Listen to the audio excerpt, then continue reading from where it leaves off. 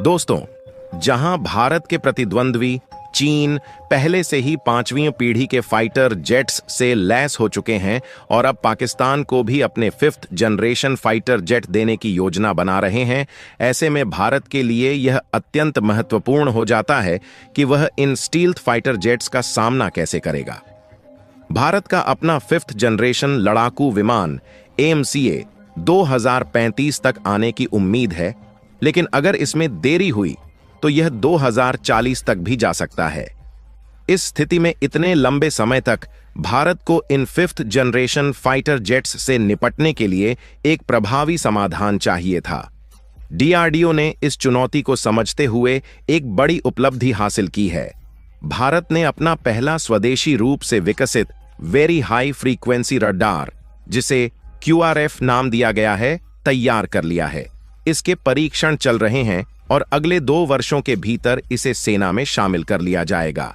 यह रडार चीन के 5th जनरेशन फाइटर जेट्स, उनकी एडवांस्ड हाइपरसोनिक मिसाइलों और अनमैन्ड एरियल व्हीकल्स के खिलाफ एक बड़ा गेम चेंजर साबित होगा। भारत के विरोधियों के पास पहले से ही 5th जनरेशन फाइटर जेट्स उपलब्ध हैं, जिनकी स्टील्थ क्षमता इतनी उन्नत है कि ये सामान्य रडार की पकड़ में नहीं आते। इस वजह से ये आसानी से भारत पर हमला कर सकते हैं और भारतीय वायुसेना के लिए इनका पता लगाना बेहद मुश्किल हो जाता है। पाकिस्तान के मामले में भी स्थिति गंभीर होती जा रही है।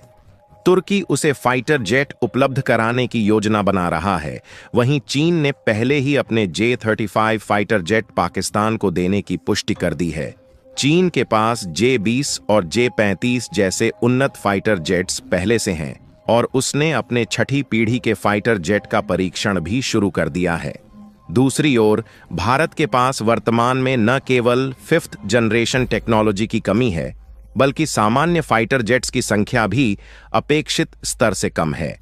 भारत की आदर्श आवश्यकता 42 स्क्वाड्रन की है, लेकिन मौजूदा समय में भारतीय वायुसेना के पास केवल 31 सक्रिय स्क्वाड्रन उपलब्ध हैं।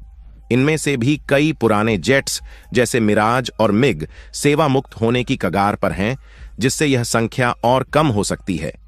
भारत के नए तेजस मार्क 2 फाइटर जेट्स अभी भी विकास के चरण में हैं, क्योंकि G404 इंजन की आपूर्ति समय पर नहीं हो रही है।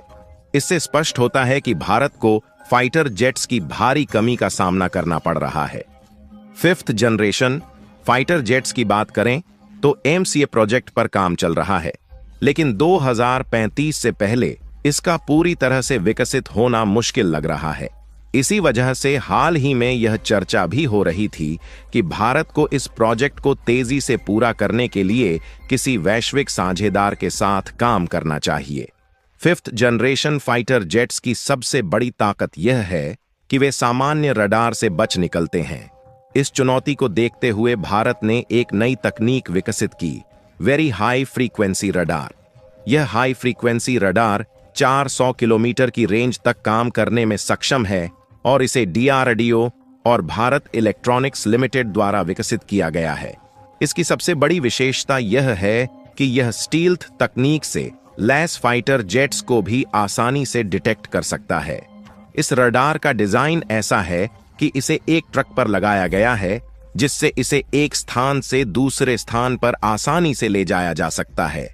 इसकी मजबूती इतनी अधिक है कि इसे 20 डिग्री से 55 डिग्री तापमान के बीच किसी भी जगह, चाहे पहाड़ी इलाका हो या रेगिस्तान, तैनात किया जा सकता है।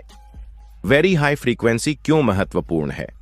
रडार की कार्यप्रणाली पूरी तरह से उसकी फ्रीक्वेंसी पर निर्भर करती है। रडार किसी भी दुश्मन की गतिविधि को पकड़ने के लिए इलेक्ट्रोमैग्नेटिक रेडिएशन या रेडियो वेव्स का उपयोग करता है। जितनी अधिक फ्रीक्वेंसी होगी, डिटेक्शन उतना ही सटीक होगा। मिसाइलों के खिलाफ उपयोग किए जाने वाले early warning radar low frequency पर काम करते हैं, जिससे उनकी रेंज अधिक होती है, लेकिन सटीकता कम होती है। जब मिसाइल अपने मार्ग में आगे बढ़ती है, तो उच्च फ्रीक्वेंसी वाले छोटे रडार इसका सटीक स्थान निर्धारित करते हैं। अंतिम चरण में जब दुश्मन की मिसाइल भारत के टारगेट के करीब आती है, तो एयर डिफेंस सिस्टम में लगे इंगेजिंग रडार इसका नाश करने के लिए सक्रिय हो जाते हैं। उदाहरण के लिए अर्ली वार्निंग रडार की रेंज 8000 किलोमीटर तक होती है, लेकिन इसकी सटीकता कम होती है। एयर डिफेंस सिस्टम में लगे इंगेजिंग रडार की रेंज केवल 400 किलोमीटर तक होती है, लेकिन इनकी सटीकता बहुत अधिक होती है। वेरी हाई फ्रीक्वेंसी रडार न केवल स्टील्थ फाइटर जेट्स को पकड़ने में सक्षम होगा, बल्कि यह भारत की समग्र वायु रक्षा प्रणाली को और भी मजबूत बनाएगा। यह तकनीक अगले 2 वर्षों में सेना में शामिल हो जाएगी और यह इंडियन आर्मी अब इंडियन एयरफोर्स दोनों के लिए एक बड़ा गेम चेंजर साबित होगी। इसके साथ ही भारत अब वैश्विक रक्षा बाजार में एक नई तकनीक के साथ अपनी स्थिति को और भी मजबूत कर सकता है।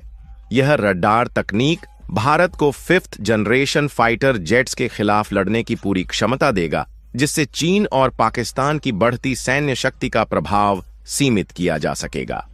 भारत का यह नया वेरी हाई फ्रीक्वेंसी रडार सिर्फ एक तकनीकी छलांग नहीं, बल्कि रणनीतिक खेल का एक महत्वपूर्ण मोड़ है। चीन और पाकिस्तान ने भले ही अपने 5th जनरेशन फाइटर जेट्स को तैयार कर लिया हो, लेकिन युद्ध की असली ताकत सिर्फ हथियारों में नहीं, बल्कि उनकी प्रभावशीलता को निष्क्रिय करने की क्षमता में होती है। यह रडार ठीक उसी दिशा में भारत की एक निर्णायक चाल है। भविष्य में युद्ध सिर्फ ताकतवर हथियारों से नहीं, बल्कि अदृश्य को देखने की क्षमता से जीते जाएंगे। स्टील्थ टेक्नोलॉजी का सबसे बड़ा फायदा यह है कि ये फाइटर जेट दुश्मन की नजरों से छिपे रहते हैं, लेकिन अगर छिपने की ताकत ही बेअसर हो जाए तो इनकी रणनीतिक बढ़त खत्म हो जाती है।